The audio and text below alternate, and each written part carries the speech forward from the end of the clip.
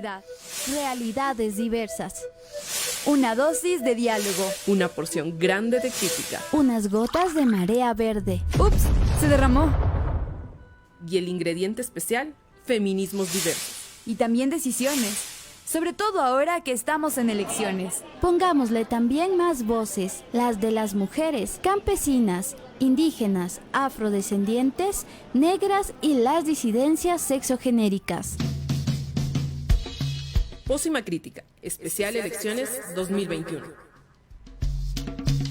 Con la conducción de Génesis Anangonó y Gabriela Gómez.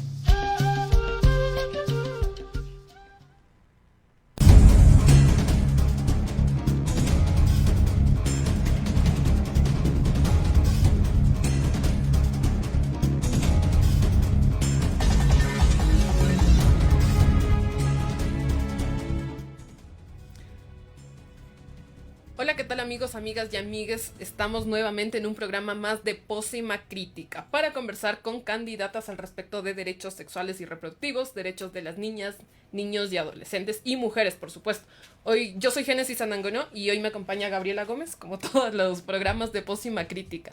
Gaby, ¿cómo estás? Bienvenida, Gene. Gracias por estar una vez más conectados, conectadas y conectades a este Pócima Crítica, un espacio de Wambra Medio Digital Comunitario que cada miércoles y viernes pues nos juntamos a conversar sobre las problemáticas, las demandas de las mujeres, y que en este programa pues en este contexto de elecciones, Gene, hemos decidido pues seguir conversando con las candidatas de diferentes partidos para conocer cuáles son las propuestas para, como decíamos en el título de este programa, para esa mitad de la población que casi siempre queda relegada de los debates públicos, ¿no? Siempre los derechos de las mujeres se quedan un poco en entredicho, en cuestión, en debate, y pues por eso nos parece importante enfocarnos desde ahí en las mujeres y las diversidades sexogenéricas en este Pócima Crítica. Sin más, darles la bienvenida a nuestro público que ya se conecta a la señal de Wambra, así que empiecen a escribir sus comentarios, sugerencias y todo lo que quieran decirles a nuestras candidatas del día de hoy, que son Mónica Villegas y Andrea González. Gene, presenta a Mónica. Claro que sí. Hoy nos acompaña Mónica Villegas, candidata asambleísta por la Izquierda Democrática. Ella se define como una política feminista, emprendedora, social y cultural, que se enfoca en la defensa de los derechos de las mujeres y el fenómeno de los proyectos sociales y culturales. Es licenciada en Turismo Histórico-Cultural por la Universidad Central del Ecuador, creadora de la marca Mama Cuna, un emprendimiento dedicado a la promoción de las y los pequeños artesanos, y es una joven con sentido social, reconocida por su ímpetu, creatividad e innovación en la política. Secretaria Nacional de Género del Partido Izquierda Democrática y lideresa política estudiantil de trayectoria. Además es la vocera oficial del plan de trabajo de Javier Hervas, candidato a la presidencia de la República, y difusora del proyecto legislativo de Vilma Andrade. Bienvenida, Mónica. Pero también tenemos a Andrea González. Ella es ingeniera ambiental, es activista de varias organizaciones no gubernamentales de protección ambiental y animal desde hace 15 años y representante del colectivo Pacífico Libre. Docente por 7 años de sistemas ambientales y sociedades en inglés y español.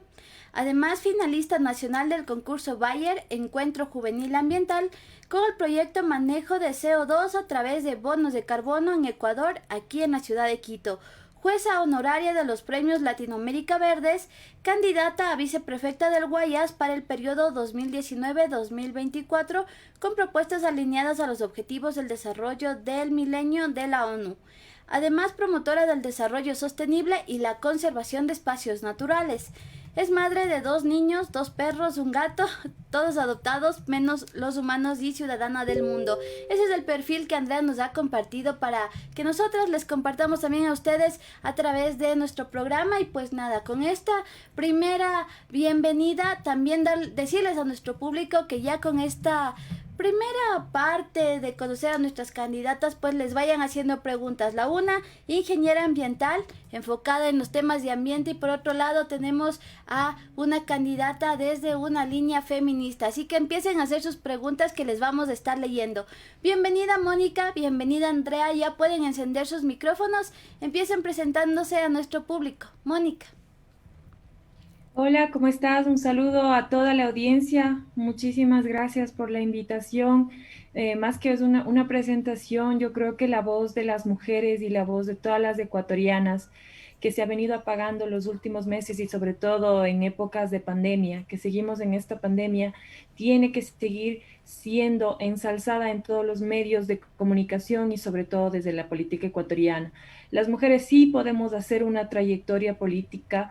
La política debe ser limpiada y debe ser honesta desde el lado femenino y siempre creo fervientemente que va a ser así. Así que muchísimas gracias por la apertura y bueno, estaremos voceando el plan de Javier Herbas, presidente de las listas 12 y también dando a conocer el proyecto legislativo de Vilma Andrade, ¿no?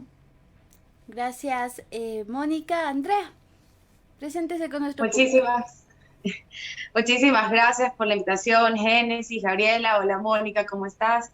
Un gusto siempre darme cuenta que las mujeres estamos aparentemente mucho más empoderadas de comunicar la política que los medios tradicionales y los hombres, así que un aplauso por todas estas mujeres empoderadas que estamos haciendo que las mujeres, como dice Mónica, regresemos a la política, ¿no? Con mucha pena recuerdo yo fueron 10 años en los que la mujer en la política fue atacada sistemáticamente desde el núcleo de poder del país. Así que luchamos contra realmente una revolución en la política, si lo quieren ver así desde el lado femenino, porque, y es algo que digo bastante, ¿no? El papel o el molde de la mujer en la política debe cambiar. Deben haber más mujeres en la política siendo realmente ellas mismas y siendo realmente mujeres, desde todos los aspectos, la mujer madre, la mujer soltera sin hijos, la mujer empoderada, entonces a ponerle mucho ñeque a que la mujer vuelva a retomar la política siendo naturalmente ella y no bajo todos estos estigmas que fueron sistemáticamente epítetos que recibieron las mujeres durante 10 años desde el núcleo del poder. Así que un aplauso para ellas. Muchísimas gracias. Muchísimas gracias también a ti, a ustedes compañeras por acompañarnos. Bueno, quiero contarles un poquito la dinámica que vamos a manejar durante este programa. Tenemos un segmento que se llama La Videocarta. En este, compañeras de organizaciones de diversas partes del país nos envían sus propuestas, ¿no? O sus preguntas específicamente hacia las candidatas. Entonces, en breve vamos a tener también un video de feministas La Tierrita Safen de Santo Domingo. Entonces, ellas nos van a contar cuáles son sus preguntas, sus peticiones también como que para las mujeres que van a legislar en los próximos años, ¿no? Entonces les pedimos que pongan muchísima atención a estos comentarios de las compañeras para que luego podamos empezar a discutir sobre las propuestas desde ustedes, ¿no? Y también en el tema electoral. Así es, Gene, qué gusto que las compañeras de la colectiva feminista La Tierrita Tzafem desde Santo Domingo de los Áchilas nos hayan enviado este video para Pósima Crítica. Vamos a escucharlas y con mucha atención también a nuestro público que ya está conectado.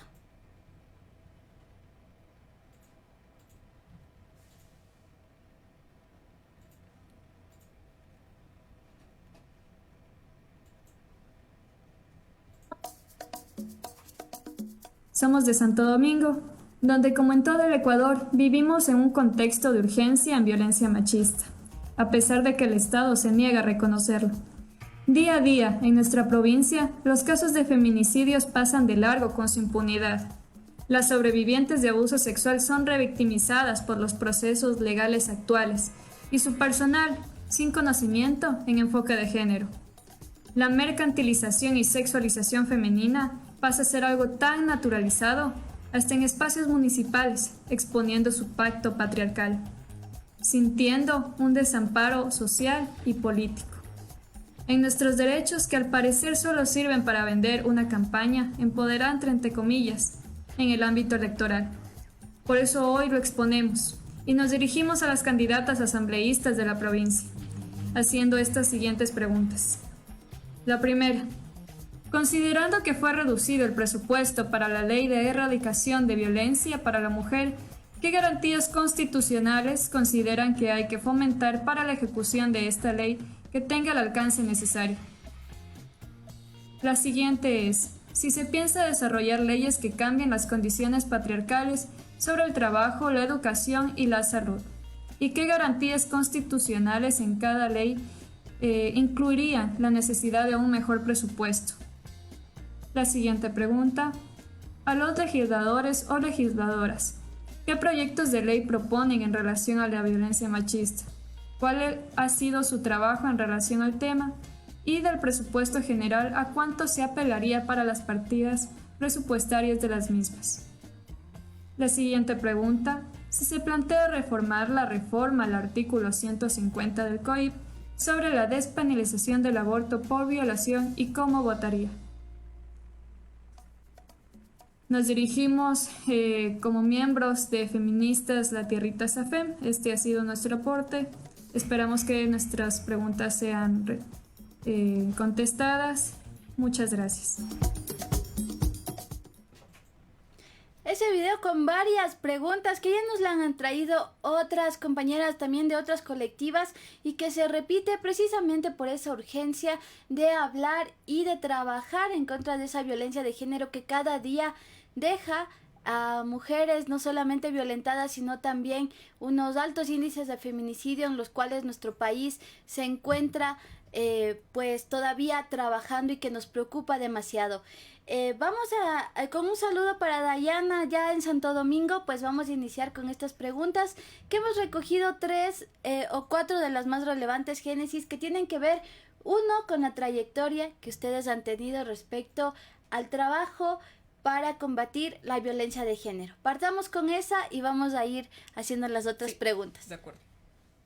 Empecemos con usted, Andrea. ¿Cuál ha sido el trabajo que usted ha hecho y también que su partido ha hecho en estos años para enfrentar la violencia de género? Bueno, te cuento que yo estoy participando de esta lid política como el ala civil de una alianza. Entonces, en realidad, yo no pertenezco a ningún partido.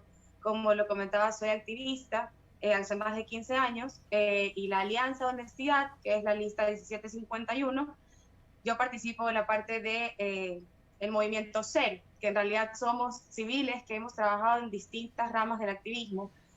Mi bandera de lucha siempre ha sido el desarrollo sostenible y a través de las fundaciones en las que hemos podido ejercer y educar a las personas en este ambiente, justamente el año pasado durante la pandemia desarrollamos un proyecto que buscaba el empoderamiento de la mujer a través de su independencia económica. Yo soy una fiel creyente de que muchas veces es el sistema económico quien no permite que una mujer que está bajo maltrato se independice. Es necesario que esas amas de casa, que muchas veces tienen hijos y están solas en el cuidado de sus hijos, tengan una opción, una salida a poder mantener a sus hijos, lamentablemente cuando el padre de los niños no es responsable, que es muchos de los casos también donde viene la raíz. Eso se junta con el desarrollo sostenible cuando hablamos de soberanía alimentaria. La soberanía alimentaria es un programa que se puede trabajar, que lo he trabajado personalmente en los pueblos de la costa, con excelentes resultados, en los cuales tú puedes una pequeña comuna para que empiece a producir lo que necesita para tener sus propias hortalizas, sus propios alimentos. Pero esto va un poco más allá cuando los conectas con la ciudad y ellos venden esos alimentos dentro de la ciudad, con ese valor agregado de que esos alimentos son producidos por las madres de estas comunas.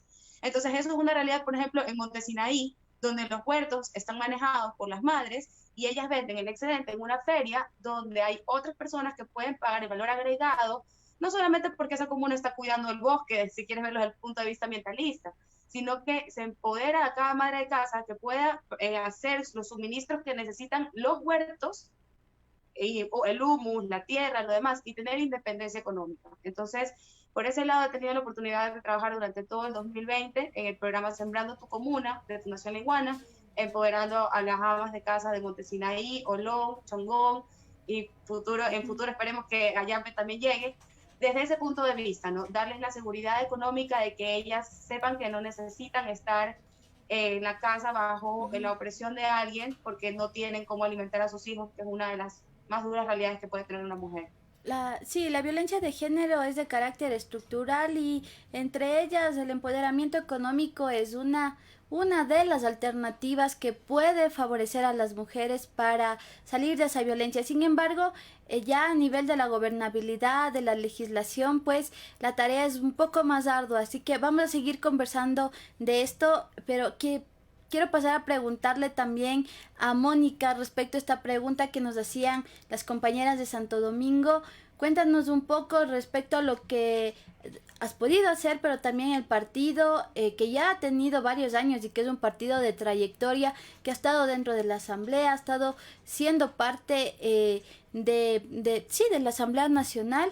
Pues, ¿qué es lo que han hecho para combatir la violencia de género? Y también conocer un poco más de tu trayectoria, que decías que eres feminista, compañera. Bueno, muchísimas gracias por la pregunta. En sí, yo creo que la carrera del feminismo no solo viene desde la trinchera, desde la lucha social en las calles, sino también desde la trinchera, desde la responsabilidad social empresarial, como decía Andrea González, y también desde el activismo para crear fuentes de trabajo para mujeres que necesiten independencia económica. En eso estoy totalmente de acuerdo con ella. Yo creo que ese es uno de los pilares fundamentales que se deben trabajar. En cuanto al activismo, bueno, desde pequeña, sí, uno de los activismos más importantes que realicé a nivel universitario, mi alma mater es la Universidad Central del Ecuador, fue cofundar el colectivo Mujeres Universitarias Organizadas. En este colectivo únicamente nos dedicábamos a visibilizar la violencia institucional que se daba dentro de la Universidad Central. Valga la redundancia decir sobre la violencia que se generó por parte del profesor de medicina contra este estudiante. Sí, nosotros nos dedicamos única y exclusivamente, nos dedicábamos dentro de la Universidad Central del Ecuador a visibilizar este tipo de violencia, ¿no? Luego, posteriormente formé parte del colectivo Genera Hábitat, que asimismo tenía un ala muy importante que hablaba de género y también de masculinidades, y también se vinculaba mucho a lo que es abogadas penalistas y trabajaban en consultorías para mujeres que habían abortado y pues estaban tras las rejas por este hecho, ¿no? En sí, esa es la trayectoria que yo me he formado, y sin embargo, en el partido político de la izquierda democrática me han llamado a sus filas debido al perfil que se condensa. El partido de izquierda democrática vale decir que ha sido históricamente un partido feminista y un partido ecologista. Entonces, ha sido muy abierto en sus propuestas en el legislativo a través de la compañera Vilma Andrade, y también ha sido muy abierto en cuanto a los derechos humanos y sobre todo a los derechos de mujeres y a los derechos de los niños, ¿no? Preguntas que nos hacían desde Santo Domingo era justamente qué harán desde la Asamblea, ¿no? ¿Cuál va a ser la gestión para ya de manera concreta pues combatir lo que es la violencia de género? Y pues nos hablaban mucho de los presupuestos, otra también de la implementación de la ley, porque digamos ya tenemos un marco de derechos en el Ecuador para las mujeres. Tenemos la Ley de Prevención y Erradicación de la Violencia, de la cual derriba el Plan de Prevención y Erradicación de la Violencia, pero que tiene todavía a pasos lentos, va manejando su aplicación, todavía hay demandas respecto a lo que tiene que ver con los presupuestos, y a pesar de que la Asamblea Nacional no tiene la competencia específica de designar los presupuestos, sí que podría hacer la Asamblea que ustedes proponen, a la que ustedes aspiran llegar, para que estos instrumentos que ya tenemos pues se fortalezcan y sean aplicados de manera efectiva. ¿Qué es lo que han pensado al respecto? ¿Cómo lo han planificado? A ver, primero hay que comprender todo lo que decía de este colectivo, las chicas. Yo sí quiero que comprendan muy bien cómo funciona la estructura legislativa y sobre todo el marco jurídico en el que estamos viviendo. Primeramente, y yo quiero ser muy crítica y quiero ser muy enfática, que no hay una voluntad política para el plan de erradicación de la violencia contra la mujer. Primeramente, el plan y la ley de la violencia contra la mujer desde el principio ya está mal. Desde el principio, porque ya vemos solo lo que es el título, ¿no? La ley de la violencia contra la mujer. Solo ahí ya te enmarcas en una sola persona, que es la mujer. ¿Eso qué quiere decir? Que niñas y adolescentes tienen otro tipo de regulación, otro tipo de ley con las que se va a defender, que es el COIP, el Código Orgánico Integral de la Niñez, que no ha sido reformado, ni siquiera tiene una sola enmienda desde el 95. Entonces, yo creo que más que nada nosotros, para comprender el ámbito legislativo, tenemos que empezar a tocar las cosas de fondo, las cosas que están mal.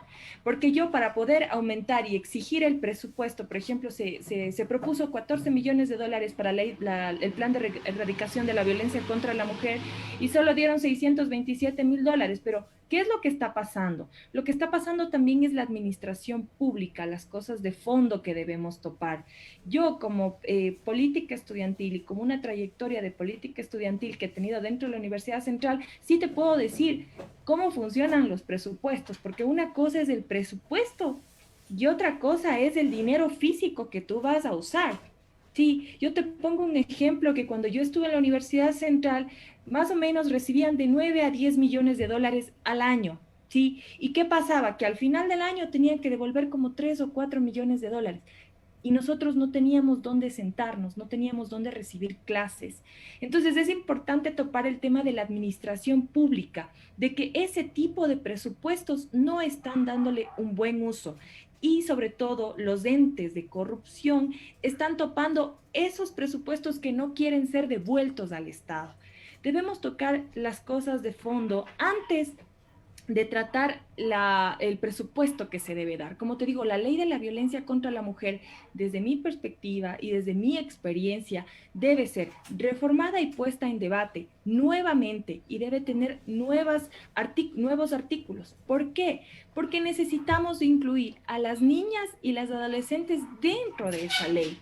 Ellas también son mujeres, pero si tú te pones a revisar el marco, no está contemplado esa parte. No está contemplado la parte de la salud pública, no está contemplado lo que decía hace un momento, yo escuchaba lo que es la salud integral, no está contemplado un plan psicológico, no, un plan psicológico a largo plazo, si es que una mujer ha vivido un acto de violencia o una familia vivió un acto de feminicidio. Entonces es importante tocar las cosas de fondo y saber qué es lo que está pasando desde la base. No, yo, por ejemplo, me considero una política feminista radical. Eso no quiere decir que vamos a los extremos, ¿no? Nosotros conocemos que las radicales queremos trabajar las cosas desde la raíz.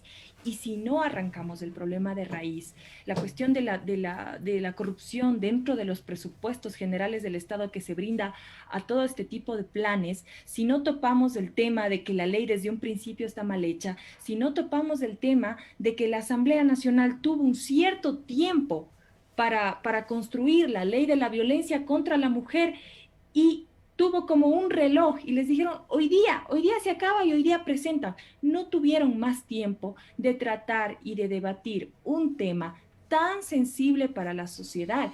La ley todavía no se ejecuta y sobre todo la seguridad, con esto termino, ese es otro tema que se debe tratar. Nosotros debemos tener una policía especializada, así como líneas especializadas, así como jueces especializados en género, debemos tener líneas y policías especializadas para este tipo de situaciones, ¿no? Sí, hay la ley de prevención y erradicación de la violencia pues contempla la garantía de los derechos para las mujeres en todo el ciclo de vida, que incluye a las adolescentes, a las niñas. Se propone también el cambio de patrones socioculturales, incluye por ejemplo la articulación en el plan de erradicación en este caso con la rectoría de la Secretaría de Derechos Humanos y además 15 ministerios, cerca de 15 ministerios y secretarías. Incluye también lo que es la salud integral. Entonces por ahí nos queda un poquito para repreguntarle, Mónica, específicamente, ¿cuáles son los puntos que usted considera están errados en la ley? Porque, digamos, como le digo, establece que dentro de todo este marco normativo intervienen todos estos ministerios y secretarías, Ministerio de Salud, Ministerio de Justicia, está, por ejemplo, la Secretaría de Derechos Humanos, el Ministerio de Salud. Políticas intersectoriales. Exactamente, porque lo que intenta es hacer de una manera integral estas transformaciones que tienen que ver con la violencia de género que nos afecta a las mujeres, ¿no? Y en todos los espacios, porque habla también del acceso a la reparación, que era un poco de lo que usted decía, de que tengan acceso a tratamientos adecuados. Entonces, sí quisiera preguntarle, antes de pasar a conversar con Andrea, ¿cuáles son esos puntos específicos que usted considera están errados en la ley y cómo harían ustedes justamente para modificarla, para mejorarla, presentar un nuevo proyecto de ley ¿Qué es lo que ustedes plantean? A ver, es importante mencionar que cuando tú mencionas que la mujer debe estar protegida en todos sus ciclos de vidas, tenemos que ser más específicos, porque la ley, eso es importante que todos comprendamos, la ley es manipulable. Sí, las emociones no, lo que queramos decir no, lo que los políticos hagan no. Debemos tener una ley, sí, que contemple específicamente en qué momentos la mujer debe ser defendida. Yo sé que en todo su ciclo de vida, pero esto no está especificado qué tipo de violencia estas mujeres están enfrentando en cada momento de su vida, ¿no? Entonces, ¿qué pasa? Que cuando yo voy a tener voy a defender a una niña violada, ¿no es cierto? En un momento determinado la voy a defender, tengo que pasarme a la ley de la violencia contra la mujer y también tengo que irme al Código Integral de la Niñez, ¿no es cierto? Y ahí hay un bache legal, porque nosotros tenemos una estructura estatal, ¿no es cierto? Tenemos una estructura muy fuerte de que nos dice de que tenemos algo por aquí y también tenemos algo por acá. Sí, y es por eso que los abogados, muchas de las veces de los violadores, de los delincuentes, buscan esos baches legales para poder defender al criminal. Es por eso que te digo que la ley de la violencia contra la mujer debe ser vista de una manera, yo creo que más fuerte y debe tener más tiempo de debate. No lo digo solo yo, lo dijeron muchas personas dentro de la Asamblea que la ley todavía no contemplaba, ¿sí?, fuertemente a lo que son las niñas y los adolescentes. Entonces yo creo que debe tener un tiempo más amplio de debate, ¿no es cierto? No es una cuestión que la debemos tratar de la noche a la mañana, debe tener un amplio debate y debe tener una fuerte revisión.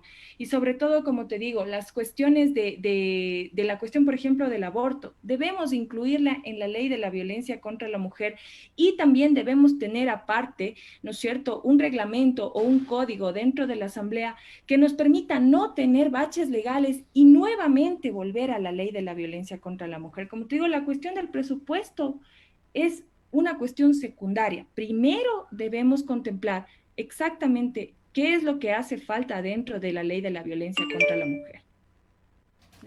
Sí, entonces nos quedamos con justo, ¿qué van a hacer? ¿Van a presentar una nueva propuesta de ley o reformas a la ley? No se puede presentar una nueva propuesta de ley porque es perder más tiempo. Si la ley de la violencia contra la mujer necesita ser reformada, tiene que ser reformada. Desde mi perspectiva, tiene que ser reformada porque la he revisado, la he estudiado, la hemos trabajado. Pero si nos ponemos a construir otra ley, no sirve de nada. Si las leyes ya requieren su tiempo y en esta asamblea nos dan un tiempo limitado, tenemos que reformar la ley. Y otra cuestión, me parece que yo anoté alguna de las preguntas que tenía las chicas, las enmiendas constitucionales. No es fácil hacer una enmienda constitucional, ¿no? Para que las garantías de los grupos vulnerables, como son las mujeres o los niños, ¿no es cierto?, deben estar garantizadas, pero plenamente dentro de la Constitución, ¿no? Para que podamos legislar de una manera adecuada. Uh-huh. Vamos entonces, Gene, con sí. Mónica. Muchísimas gracias, Mónica. Vamos a volver también a este tema y tenemos algunas otras inquietudes que se atan a algunos de los puntos que tú nos has señalado. Pero queremos también pasar con Andrea y queríamos preguntarte básicamente, ¿no?, ¿qué se va a hacer para trabajar estos planes? Como decíamos, ya existe una ley para la erradicación de la violencia, existen algunos mecanismos que supuestamente protegen a las mujeres en caso de violencia, pero desde el partido, desde esta alianza, mejor dicho, ¿qué se propone para cambiar o mejorar en este caso, dependiendo desde el punto de vista que ustedes lo vean, esta ley, estos mecanismos? Sí, justamente tuve la oportunidad de participar en un conversatorio con una ONG, dos ONGs que trabajan por los derechos de las mujeres, y las conclusiones eran que todos estábamos hablando el mismo idioma. Cambiar leyes no cambia realidades, y las realidades de Ecuador deberían ser basadas en los números que tenemos y en las estadísticas, no en tanto en la filosofía de cada uno de los señores asambleístas. Creo que el trabajo de las ONGs es muchísimo más notorio, tiene mejores resultados y funciona mejor que los esfuerzos que ha hecho el gobierno en la campaña. Entonces considero que no es solo una cuestión de presupuesto, sino como bien decía Mónica, ¿qué se hace con ese presupuesto y cómo luchamos contra eso? El mundo entero ya lo está haciendo, no nos vamos a inventar el agua hervida, se llama transparencia digital. Entonces tiene que haber una aplicación mediante la cual todas estas ONGs, que son quienes se mueven y mueven cielo, tierra y mar para que estas mujeres violentadas no queden en la impunidad, sean veedores públicos, lo cual también está dentro de la Constitución como un derecho, de qué se está haciendo con cada una de las partidas de los presupuestos. Y además, yo estoy a favor de que les den partidas presupuestarias a las organizaciones no gubernamentales que tengan más de 5 años de trayectoria y que puedan comprobar con números que han tenido resultados. Eso por un lado. Por otro lado, hay algo que se hace aquí al lado en Perú, que ha puesto en alto, y yo siempre lo digo, la violencia con el género no solamente es la persona que la violenta, sino todo el sistema judicial de este país, que permite que una persona a vista y paciencia de todos nosotros les meta un tiro a una mujer embarazada en la mitad de la calle, o que encontremos una cabeza pegada con brujitas con ayuda de los familiares de la misma persona. Eso no solamente habla de una persona que está violentando a la mujer, es todo un sistema judicial que se presta para esto. En Perú, todos los juicios son subidos a YouTube, que es una plataforma gratuita y que todo el mundo tiene alcance. Entonces yo considero que por la gravedad de los números que tenemos de la violencia de género, todo juicio que tenga algo que ver con un femicidio tiene que ser subido a las redes y tiene que ser público, porque justamente en esas instancias es en donde, como decía Mónica, las leyes son una traba atrás de la otra, y creo que por suerte esta vez la mayoría de los candidatos asambleístas no vamos con una propuesta de ley, con un proyecto de ley, porque tenemos tantos proyectos de ley que el uno es contrario al otro, y por más que tengan la mejor intención se chocan entre ellos, pasa muchísimo en medio ambiente, lo cual pasa también con la violencia de género. Entonces, en primer lugar, la transparencia digital nos va a permitir saber a dónde se van los presupuestos, y sí, que le estén los presupuestos a las ONGs. Ellos tienen 15, 20 años trabajando gratis, por lo que otras personas tal vez ni siquiera tienen idea y están en puestos públicos. Segundo, los juicios a YouTube, que se suben todos los juicios que tienen que ver con femicidio a YouTube. Y tercero, pero no menos importante, yo sí creo que hay que hacer una consulta popular solo para mujeres. Es un poco revolucionario, pero creo que va a ser la única manera de que tomemos en cuenta realmente las estadísticas y el realismo del país.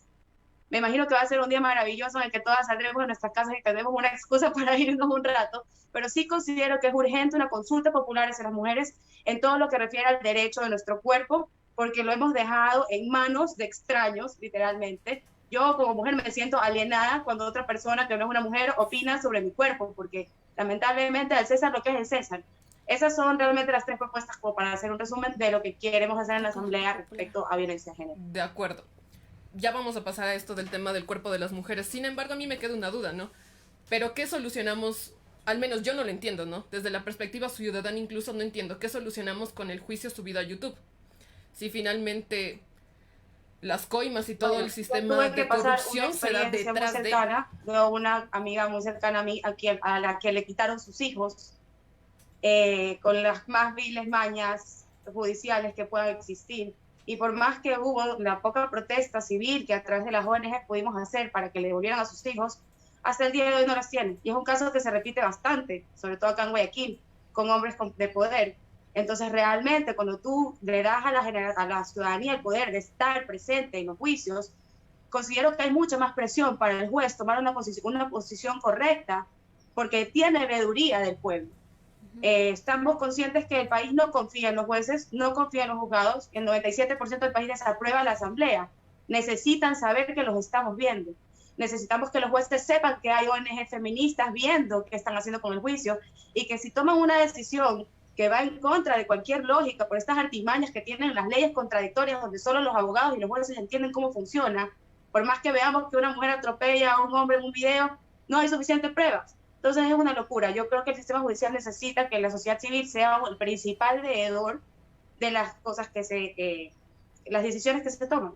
Andrea, me queda algo que lo dijo al final, y quisiera que lo explique un poquito más respecto a esta consulta popular que usted mencionó para las mujeres, para toda la población.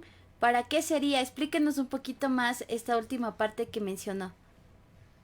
Creo que hay varios temas que se han debatido en la asamblea sin tomar realmente la opinión de quienes se está hablando, y creo que por tema de derecho entraría que el sujeto de quien se está debatiendo sea quien escoge. Pasa con nuestros pueblos no contactados, pasa en las consultas para ciertos tipos de actividades en las que se tiene que tener la aprobación de las personas que van a ser afectadas por esto.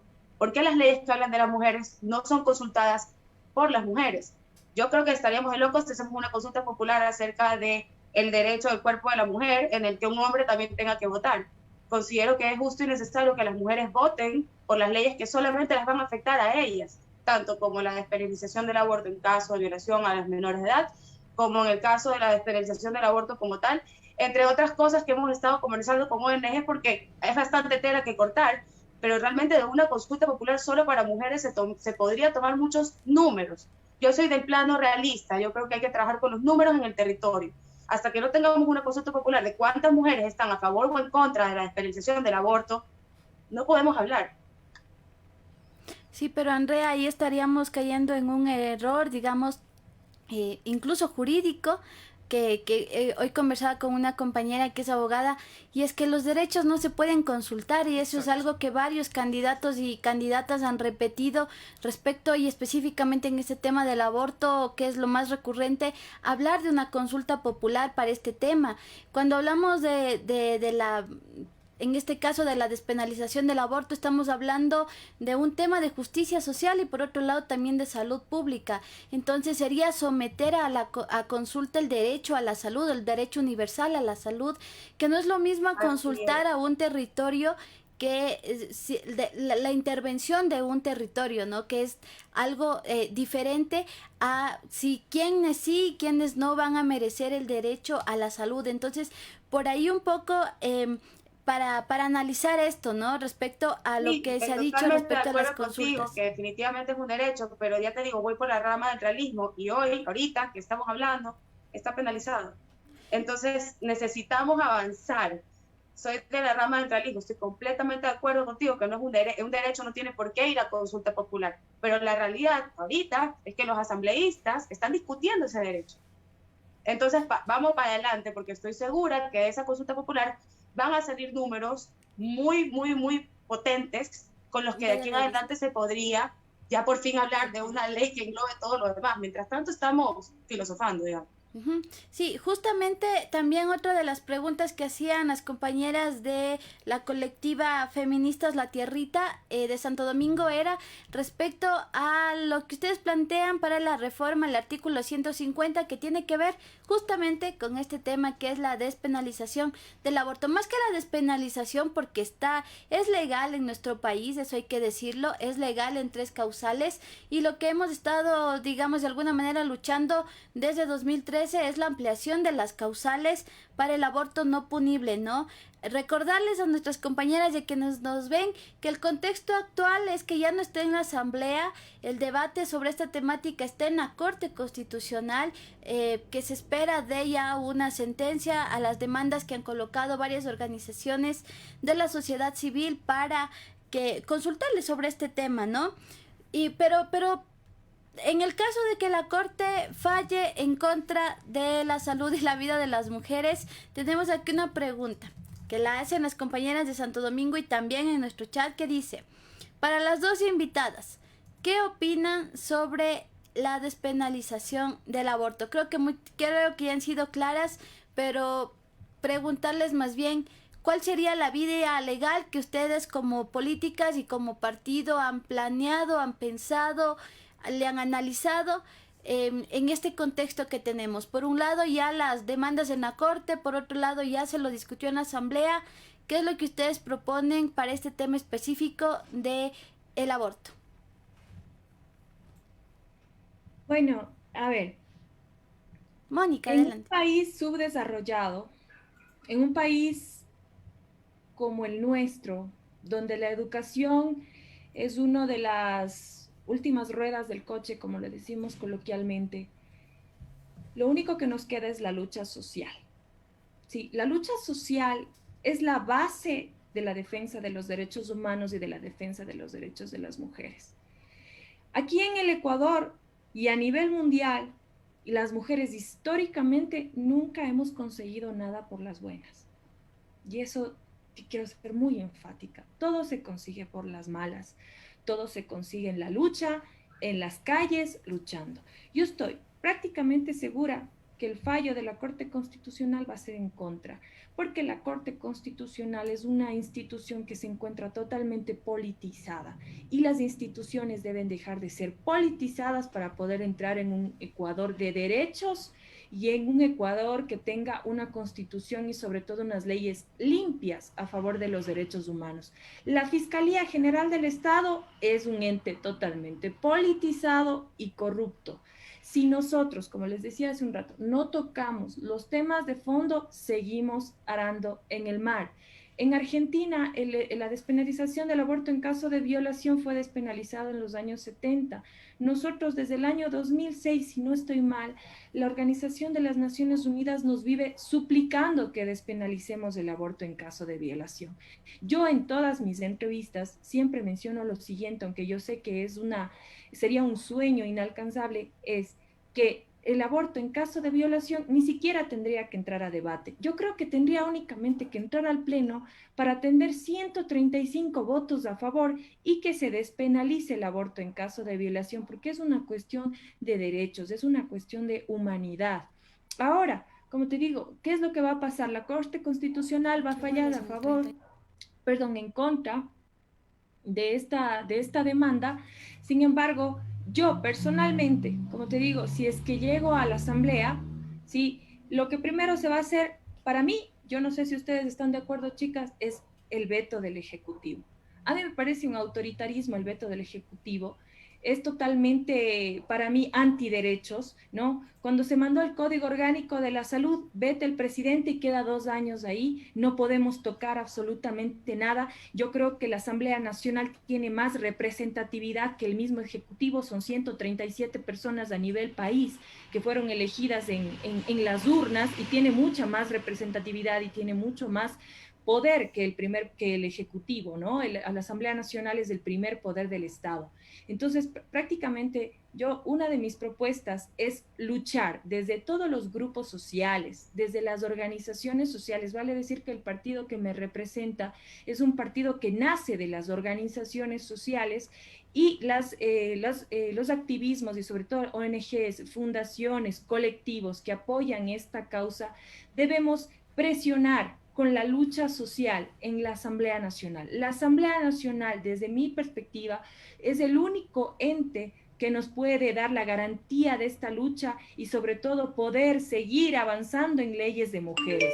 Esta es una ley básica, ya no tiene debate, y a mí personalmente ya no tenemos nada que decir. Sin embargo, todavía existe un fuerte bloque de personas que son llamados pro vida, este fuerte bloque que está todavía presionando al gobierno nacional. Y el gobierno nacional funciona con Twitter.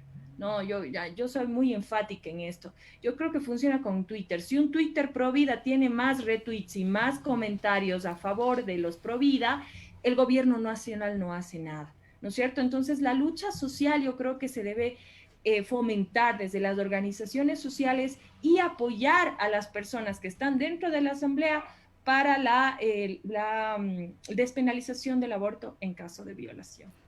Sí, eso es una tarea que la hacemos todos los días las organizaciones, pero justamente quienes nos quedan debiendo es precisamente la Asamblea Nacional, que al momento de votar, al momento de cumplir con su trabajo, pues nos quedan prácticamente debiendo los derechos de las mujeres, a las mujeres del país, pero también, como usted mismo decía, pues a todos los instrumentos internacionales, por ejemplo al Comité para la Erradicación de la Violencia a la Mujer, a la CEDAW, que varias recomendaciones vinculantes le ha hecho a nuestro país respecto a este tema y que hasta el momento pues desde ninguno de los lados ha sido posible hacer por lo menos esta mínima, como nosotros la decimos, lo mínimo que es la despenalización del aborto en casos de violación. En la misma línea, preguntarle a Andrea, ¿cuál ha sido el análisis al respecto que ustedes han hecho como partido, usted como candidata? ¿Cuál es la posición que tienen? Porque también considerando que ustedes tienen un presidenciable en su partido, ¿cuál es la posición respecto a el tema del aborto en su plan de trabajo? Efectivamente, como lo decíamos, en lo teórico, es un derecho, ni siquiera deberíamos estar debatiéndolo. En realidad mi posición desde el comienzo siempre ha sido muy clara, estoy completamente a favor de la despenalización del aborto en caso de violación a menores. Lo digo y me parece algo absurdo, me parece algo que es inherente de la lógica de cualquier ser humano. Eh, Creo que cuando hablamos de derechos no son discutibles y aún así tenemos años en ese mismo debate. Por ende, mientras yo tenga el poder de estar votando en la Asamblea, votaré a favor de la despenalización del aborto en caso de violación de menores. Es una locura, cada que lo repito sigo sin creer que haya que dejarlo como un tema aparte. Los números no mienten. Creo que indistintamente, si podemos tener muchísimas religiones, filosofías y posturas políticas, hay que ir por el lado del realismo. Los números de Ecuador son para trabajar en base al territorio en el que estamos. Las cifras son altísimas de los casos de niñas menores de edad que son violadas. Es más, vemos hasta una falta de la construcción del pensamiento del tema cuando vemos en el debate que algunos de los candidatos, no me acuerdo quién fue que dijo, niñas menores de edad que tienen relaciones sexuales. Me gustó mucho un tuit que decía, por favor, repitan conmigo, las niñas menores de edad no tienen relaciones sexuales, las niñas menores de edad son violadas. Porque a ese punto llega de confusión el hecho de estar debatiendo, como bien decimos, derechos.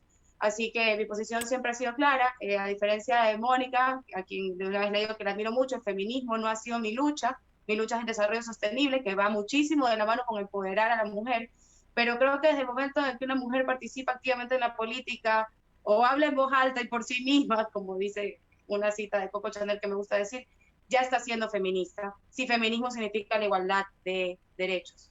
Así que por ese lado, esa es mi posición respecto a ese tema.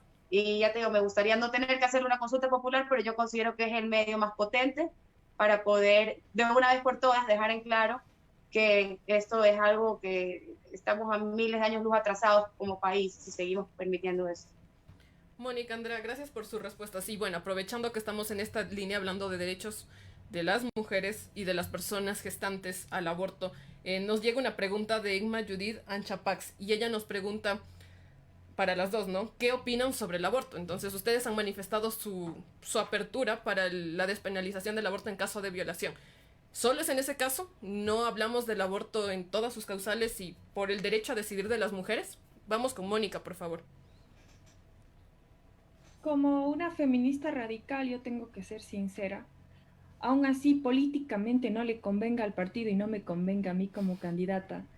Yo estoy a favor del aborto en todas sus causales, ¿sí? Pero primero debemos ir por lo primero. La despenalización del aborto en caso de violación es básico para luego proceder a lo siguiente, que sería el aborto libre. Gracias. Andrea. Me voy a remitir a lo que digo. En ese caso, para mí sería crucial una consulta popular, porque creo que si bien mi opinión es válida e importante para yo ser una asambleísta que pueda representar al 50% de la población que son mujeres, debería contar con su apoyo y su respuesta. Yo personalmente creo que hay varias, no todas, tal vez las causales, como dice Mónica, pero varias causales que no son solamente la violación a la menor de edad, violación en general, número uno, y otras causales por las cuales sí estuviera a favor de que se despenalice el aborto. Pero me remito a lo que les digo, una consulta popular de mujeres sería muy potente y creo que nos ahorraría muchísimo todas esas palabrerías y filosofías que al final no se basan en la realidad en la que vivimos. Pero que de alguna manera en la región nos ha demostrado que el elevar el debate político, los argumentos de justicia social, de salud pública, científicos, los argumentos desde la laicidad también, pues nos dieron en el último mes del año pasado, pues un hecho histórico a nivel de la región que fue el voto favorable de parte del Senado en Argentina, que se convierte en un hito regional porque recordemos que en 1921 despenalizaron el aborto en Argentina y aquí en el Ecuador pues tenemos esta legislación desde 1938, las 3 causales que tenemos en nuestro país, pues ya es momento de que la Asamblea Nacional, al igual que en esos otros países de la región que se lo está discutiendo, pues eleve el nivel de debate respecto a esta temática. Pero Génesis, hemos conversado ya sobre este tema, sabemos cuál es ya la posición de las candidatas y qué es lo que harían de ser posible su llegada a la Asamblea Nacional, pero también nos han dado otros elementos en sus planes de trabajo y que nos parece fundamental preguntarles, porque ustedes mismas han empezado hablando de lo que tiene que ver con la economía, el emprendimiento y esto tan fundamental en la vida de las mujeres. Sobre todo porque, digamos, en el mundo y en nuestro país, más de 1 millón de mujeres son quienes somos precisamente cabezas de hogar y estamos a cargo de la economía de nuestras familias. Sin embargo, también tenemos una cuestión respecto a lo que juega para que nosotras podamos hacer un empoderamiento económico efectivo en nuestras vidas, pues, y eso también nos juega muchísimo en lo que tiene que ver con el desarrollo de nuestros planes de vida, de los planes de vida de nuestros hijos, con el tema del acceso a la salud. O sea, tener una economía estable nos juega en todas las formas en nuestra vida. Y digamos que en el Ecuador tenemos unas estadísticas, quiero comentarles un poco de esto, que tenemos el 51% de las mujeres tenemos una cuenta bancaria según la estadística frente a un 58% de los hombres, pero apenas el 9% de las mujeres pueden lograr un ahorro al año, apenas el 9% de todo este porcentaje. Entonces, eso entre otros temas que nos preocupan en la medida que les decíamos, pues, las legislaciones todavía no han contemplado de una manera adecuada esto a nuestro criterio.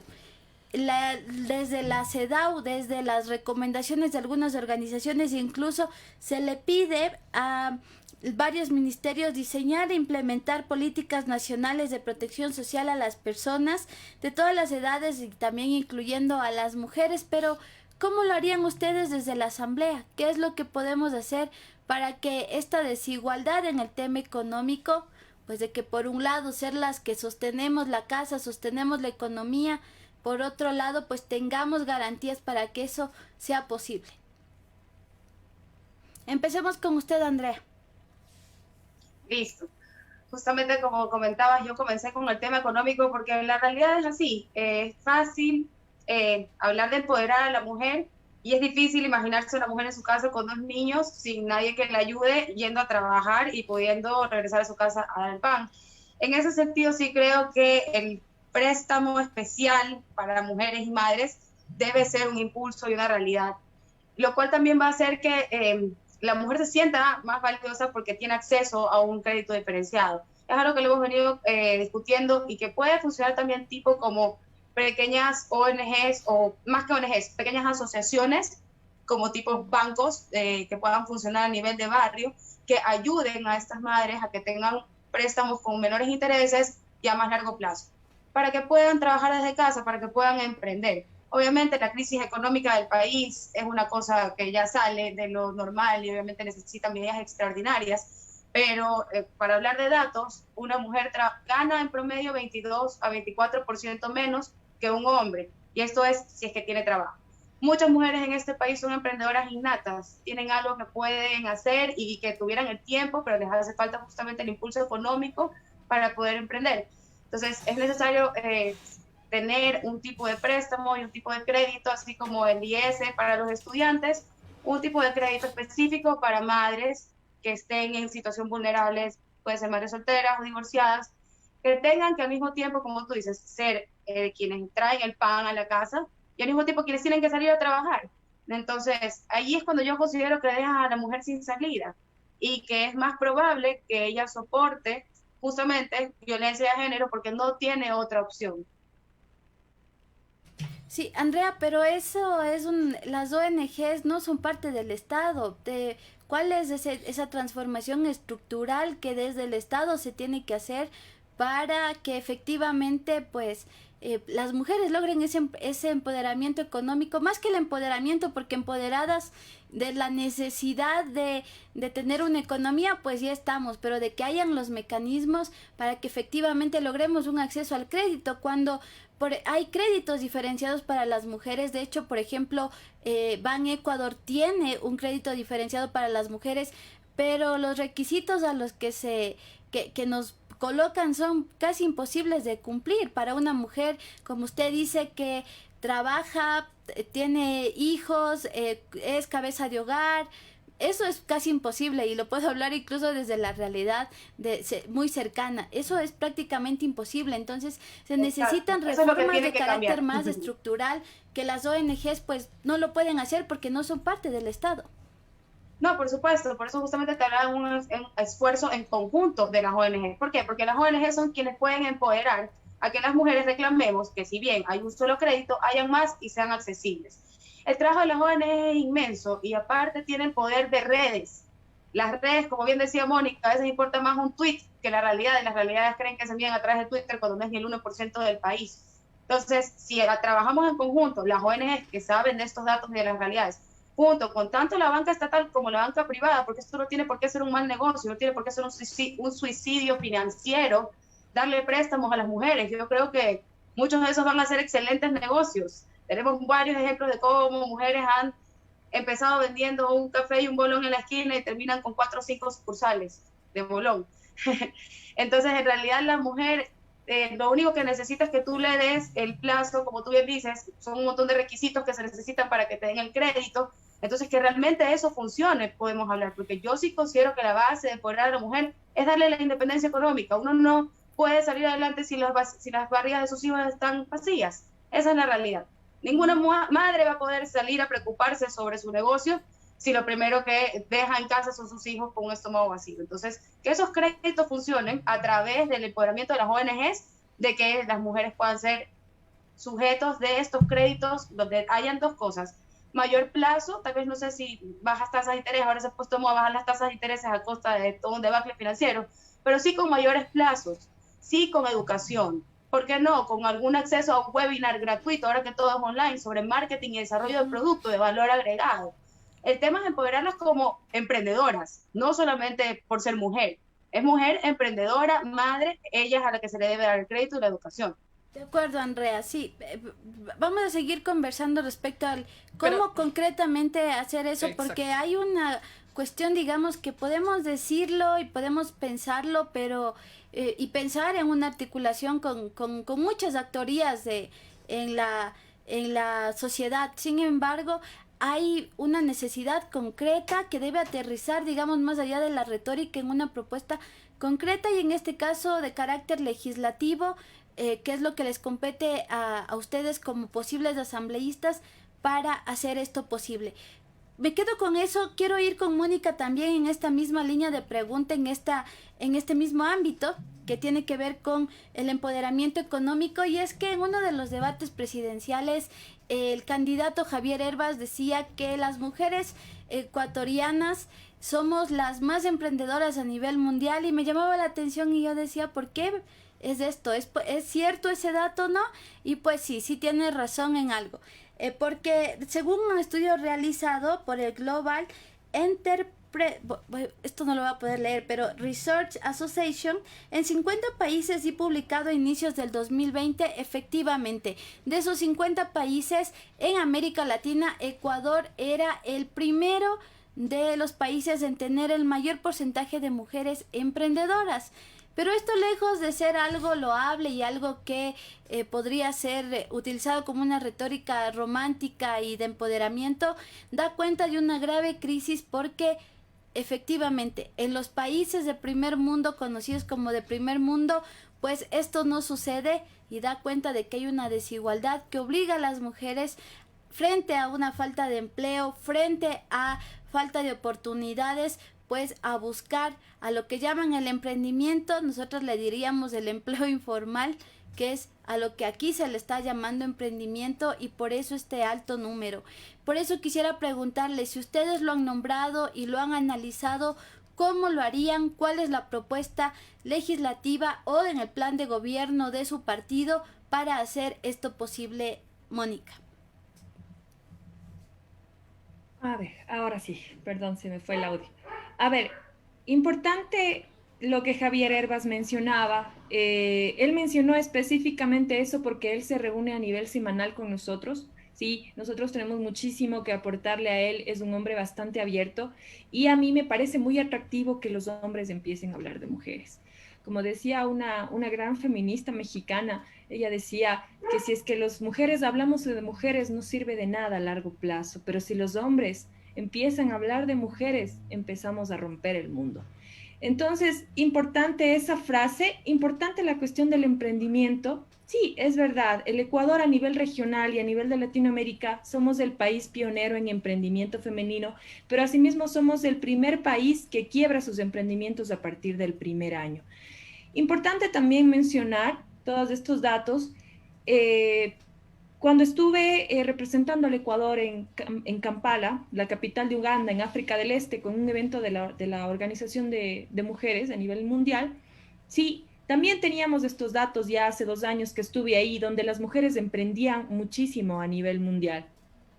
Este dato, los datos de tercer mundo, países de tercer mundo, también quebraban sus emprendimientos a nivel mundial, pero había un dato muy interesante y que sacamos en conclusión en este evento a nivel internacional, donde se decía de que las mujeres emprendedoras son socialmente poderosas, ¿sí? Y generan un impacto positivo a la sociedad. Una mujer que emprende, ¿sí? Y te lo digo desde el ámbito personal y también desde el ámbito, sobre todo como consultora para emprendedoras mujeres, una mujer que emprende tiende a tener mayor participación femenina dentro de su emprendimiento, tiende a tener una menor brecha salarial, tiende a tener menores brechas de género, justicia social, derechos humanos, derechos laborables. Las mujeres comprendemos mejor todo ese tipo de situaciones, en primera instancia.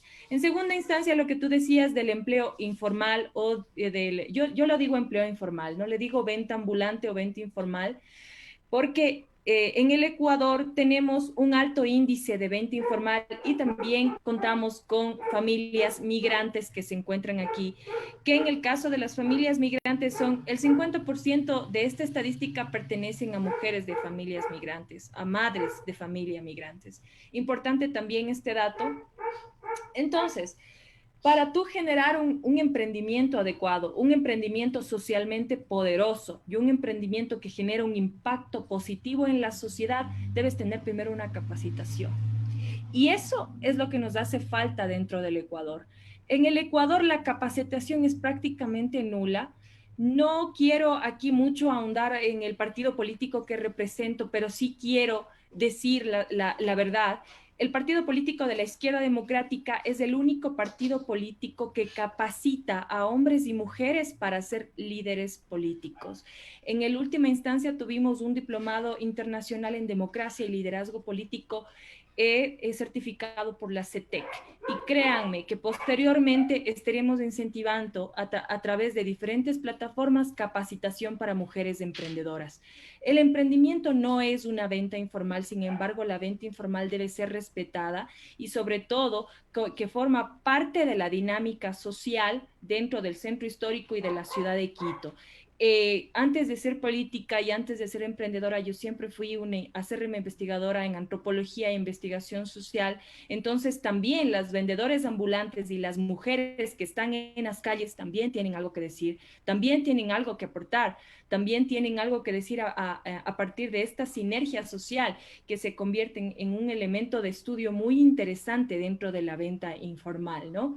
Entonces, importante la capacitación. Si la capacitación se puede fomentar dentro de un partido político donde su presupuesto es extralimitado, también se puede fomentar dentro del gobierno nacional. Al ser un país emprendedor en general y al ser un país que potencia el emprendimiento femenino, yo creo que tenemos dos cosas muy importantes. Somos el país agroexportador más importante, somos buenos en la agricultura, somos buenos generando productos de primera necesidad y también somos buenos en emprendimiento femenino. Entonces yo creo que la Asamblea Nacional y el Ejecutivo que llegue el 24 de mayo y que se posesione, yo creo que deberían apuntarle a esas dos partes, porque con el emprendimiento fortaleces la cadena productiva. ¿Cómo fortaleces la cadena productiva? Con un emprendimiento adecuado, tú directa e indirectamente ayudas a 6 familias y beneficias económicamente a esas 6 familias sin tener un empleado directo para pagar el IES.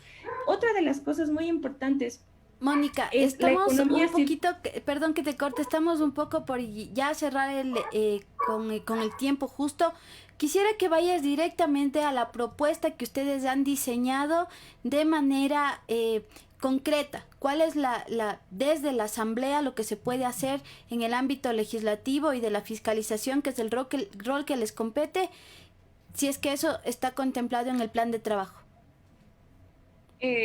Cabe decir que el plan de trabajo que yo estoy liderando y que lo construí es un plan de trabajo seleccionado por las Naciones Unidas como el mejor plan de trabajo de esta campaña, que engloba todos los derechos humanos y sobre todo los emprendedores. El emprendimiento ha sido la base de este plan de trabajo y se va a empezar con la capacitación y sobre todo con la simplificación de la tramitología que tiene para emprender.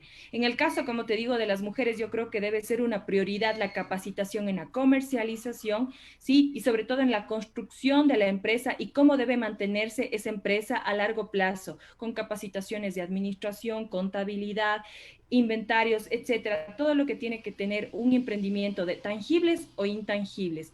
Y en segunda instancia, la simplificación de la tramitología. Nosotros en el Ecuador somos el país también denominado con más trabas para emprender y sin embargo somos el país más emprendedor. Entonces debemos empezar con esa tramitología que debe tener un solo impuesto el emprendedor al año. En el caso mío, por ejemplo, yo soy emprendedora. Yo pago como 3 o 4 impuestos para poder emprender y poder estar tranquila y no poder endeudarme con el Estado, ¿no es cierto? Le pago a la estructura nacional, la grande, que es la del SRI, el Servicio de Rentas Internas, pero después me cae la seccional, ¿no es cierto? La administración, la alcaldía con las patentes, y luego me cae la superintendencia de compañías, y luego me cae el IES, la Seguridad Social, que para variar también se ha convertido en caja chica del Estado. Entonces, todas esas trabas se deben convertir desde la Asamblea Nacional, que la principal objetivo de la Asamblea Nacional es fiscalizar y legislar. La legislación de la tramitología y sobre todo el impulso de las capacitaciones para emprendimientos femeninos y emprendimientos también para hombres y otras diversidades debe ser una de las primeras cosas que se debe hacer cuando se posesiona el presidente y la Asamblea Nacional, ¿no? Y que se acompañe, digamos, de otras medidas y de otras regulaciones efectivamente en la ley, y que no pase como pasó, por ejemplo, en la ley humanitaria, en la que de alguna manera se legisló en favor de la flexibilización laboral y que muchas mujeres quedaron en el desempleo frente a lo que fue esa ley humanitaria, y que pues también la izquierda democrática votó a favor, así que nos quedamos muy al pendientes de lo que sea. Quiero ser muy enfática y quiero que ustedes comprendan la ley. Sí, la ley humanitaria, si es que no se aprobaba, si es que no se daba el voto, pasaba al Ejecutivo. Sí, y el Ejecutivo, ¿qué es lo que hace? Mandar un decreto ejecutivo y mandar la ley como él pueda. La ley humanitaria se tenía que aprobar. Si no se aprobaba, íbamos a tener más despidos masivos y más cuestiones negativas que iba a generar esta ley de apoyo humanitario. Ahora, lo que se propuso desde la izquierda democrática, y hay que ser muy enfáticos, es que no haya despidos intempestivos, pero las empresas vulneraron la ley de apoyo humanitario. Lo primero que se pidió es no despedir a los médicos y es lo primero que se hizo. Ahora, si tú vas a la Fiscalía General del Estado y a todas las cortes, tenemos muchísimos juicios que se basan en la ley de apoyo humanitario. Entonces también hay que entender el marco jurídico, que si no se votaba, no había nada. Sí, y lo que te decía de la ley de la erradicación de la violencia contra la mujer, si no votamos, no había ley y no hay más tiempo.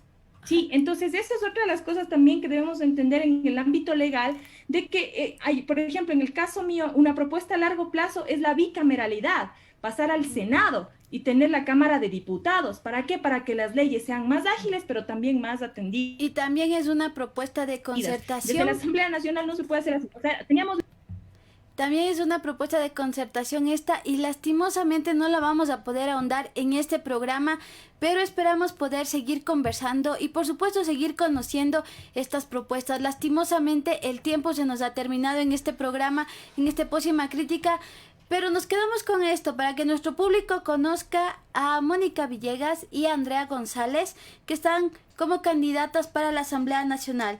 Nos dicen, voy a leer un último comentario que nos dejan acá en el chat y nos dicen muchas de las cosas que dicen las candidatas no son competencia de la Asamblea Nacional. Plantean implementar programas, manejar presupuestos, cosas que no hace la Asamblea. Me despido. ¿Cuáles son los proyectos legislativos o reformas que van a impulsar? Y pues nos quedamos con esa pregunta. Lastimosamente se nos quedó en el tiempo, pero esperamos que estén contemplados en su plan de trabajo, así que vamos a ir por ellos. Gracias, Mónica. Les invitamos a que se despidan rapidito de nuestro público, Mónica y Andrea, para ya ir cerrando. Muchísimas gracias por la invitación. En cuanto al comentario que tú decías, quisiera decir que nosotros somos voceadoras del plan de trabajo, ¿no? Nos preguntaron propuestas, tenemos que estar al tanto del plan de trabajo. En la Constitución dice que los asambleístas deben fiscalizar y legislar, y la Asamblea, como el primer poder del Estado, aparte de legislar y fiscalizar, debe ser un presionador eminente al Ejecutivo, a la Corte Constitucional y a todos los entes del Estado que generan derechos laborables, todo el bienestar para los ecuatorianos, porque si no, ¿para qué nos eligen? Se supone que es para eso, ¿no? Entonces, yo les agradezco muchísimo la invitación de todo corazón, Mónica, y espero que este conversatorio haya sido de su agrado para ustedes y para todos los ecuatorianos, ¿no? Gracias, Mónica. Andrea. Se nos va el tiempo. Muchísimas gracias y más o menos, sí, la verdad es que estamos acostumbrados a que la Asamblea no haga nada. En realidad la Asamblea puede fiscalizar cualquiera de las actividades porque es la voz del pueblo. Y me sumo a lo de Mónica, creo que el 97% de los ecuatorianos queremos cambiar de una Asamblea Nacional a un Parlamento de la gente con un Senado y una Cámara Baja que sean realmente los mejores quienes pongan los jueces, los fiscales y los demás. Creo que es una realidad que se viene. Y sí, esperamos que tengamos más tiempo de justamente conversar de todas las propuestas, porque como bien dice Mónica, hemos hablado no solamente desde el punto de vista de asambleístas nacionales, sino del plan de trabajo que presentan también nuestros presidenciales y demás candidatos. Así que encantada, y me gustaría que se repita en una ocasión pues, sobre el tema del medio ambiente y desarrollo sostenible, que es tan importante justamente también para el empoderamiento de la mujer. Así que gracias. Muchísimas gracias también a las candidatas por habernos acompañado durante esta tarde. Lo que yo sí llamo a la gente es a meditar su voto, porque creo que lo que sucede, ¿no? Generalmente en la mayor parte de espacios es que los candidatos y candidatas dan algunos puntos de vista, ¿no? Como el último comentario que nos decía. Proponen cosas que no son posibles desde la Asamblea. Entonces eso también nos llama a pensar un poquito más a quién va nuestro voto, a quién va nuestro apoyo. Entonces, muchísimas gracias a todos, todas, todos quienes nos han acompañado a lo largo de esta tarde.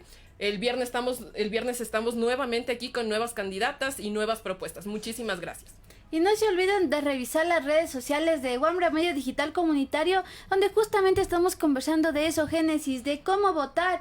Recuerden que tenemos un nuevo método de votación, así que las medidas de bioseguridad, entre otras cosas que desde Wambra estamos generando información en este especial de elecciones 2021. También el programa que se está realizando en las mañanas, los días martes y jueves a las 8 de la mañana, con nuestros compañeros Jorge y Luisana de acá de Wambra Medio Digital, donde están presentes las organizaciones también con sus propuestas y exigencias a los y las candidatas. Con eso nos despedimos. Mi nombre es Inchi Gómez. Yo soy Génesis Anangono y les agradecemos a todos por su sintonía. Hasta el viernes.